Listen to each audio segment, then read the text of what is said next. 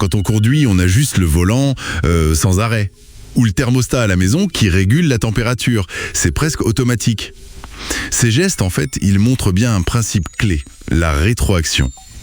Aujourd'hui, on va justement explorer ça, la cybernétique. C'est l'étude de la communication, du contrôle, en s'appuyant sur une analyse assez récente et très éclairante des idées de Norbert Wiener. Le but, c'est de comprendre comment cette idée de rétroaction, comment elle façonne un peu tout autour de nous. Les machines, le vivant, même nos sociétés. C'est tout à fait ça. Norbert Wiener, oui, un mathématicien vraiment brillant des années 40. Il a fait ce lien assez génial à l'époque entre les systèmes de contrôle et puis les mécanismes d'autorégulation qu'on trouve chez les êtres vivants. Et paf, la cybernétique est née de là. La science des systèmes, artificiels ou naturels, et comment ils communiquent, comment ils se pilotent eux-mêmes. D'accord. Et au cœur de tout ça, il y a donc ce mot rétroaction. L'analyse qu'on regarde aujourd'hui, elle en fait vraiment son centre. Vous pouvez nous rappeler un peu ce que c'est simplement ? Alors, la rétroaction, en gros, c'est quand un système utilise une info sur ce qu'il a fait avant ou son état actuel pour ajuster ce qu'il va faire après. Le plus courant, c'est la rétroaction négative. Son but, c'est la stabilité, l'équilibre. Le thermostat, c'est l'exemple parfait. Il mesure l'écart avec la température qu'on veut et hop, il corrige. Il maintient l'équilibre.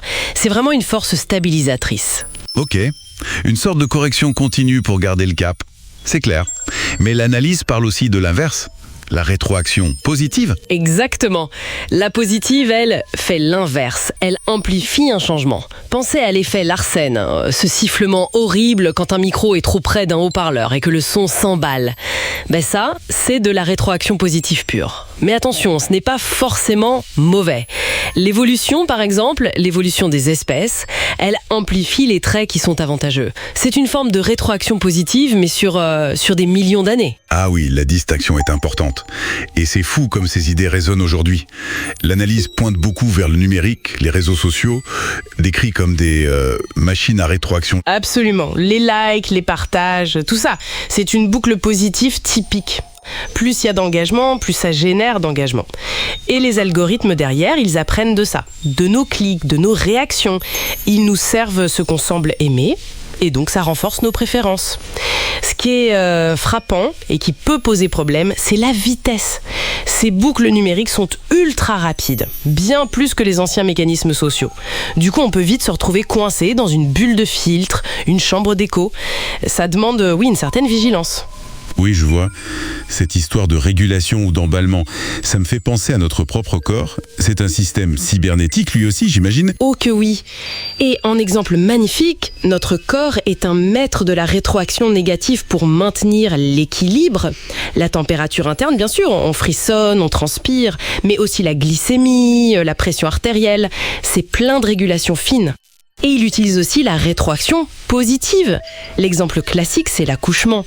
La pression sur le col de l'utérus déclenche des hormones qui augmentent les contractions, qui augmentent la pression, et ça s'amplifie jusqu'à la naissance. Fascinant. Et si on regarde encore plus large, au niveau des écosystèmes, on retrouve ça aussi ? Bien sûr. Prenez la relation prédateur-proie. C'est une boucle de rétroaction négative classique. Plus de prédateurs, moins de proies. Moins de proies, moins de nourriture pour les prédateurs, donc moins de prédateurs. Et hop, les proies peuvent réaugmenter. C'est une sorte de danse, une régulation mutuelle. C'est essentiel pour la biodiversité. Si on perturbe ça avec une espèce invasive, par exemple, tout peut basculer. Même l'économie, ça fonctionne un peu comme ça. Effectivement, les marchés financiers sont hypersensibles à ces boucles. La confiance mène aux achats, ça fait monter les prix, ça renforce la confiance, c'est une boucle positive. Ça peut créer des bulles. Et inversement, la peur peut déclencher des ventes, faire chuter les cours, ce qui augmente la peur. C'est le crash.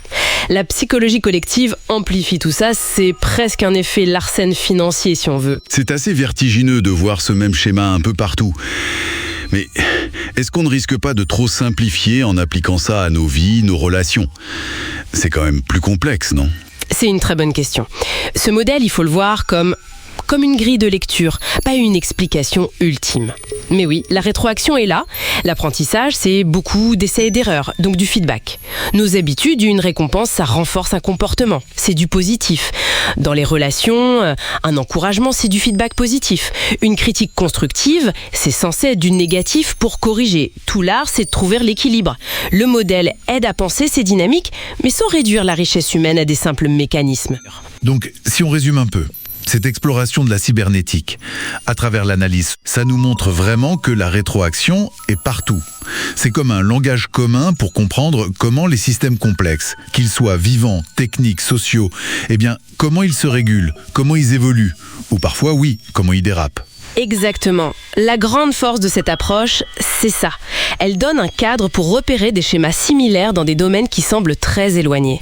Comprendre ces boucles, qu'elles stabilisent ou qu'elles amplifient, ça aide vraiment à mieux saisir comment le monde fonctionne et peut-être même à anticiper certaines choses. Ce n'est pas juste technique, c'est un principe d'organisation fondamental. Prendre conscience de ces boucles, souvent invisibles, qui nous influencent, c'est peut-être une façon de regagner un peu de marge de manœuvre, non ? Alors, l'invitation finale, ce serait peut-être ça. Où sont les boucles de rétroaction dans notre propre vie, au quotidien ?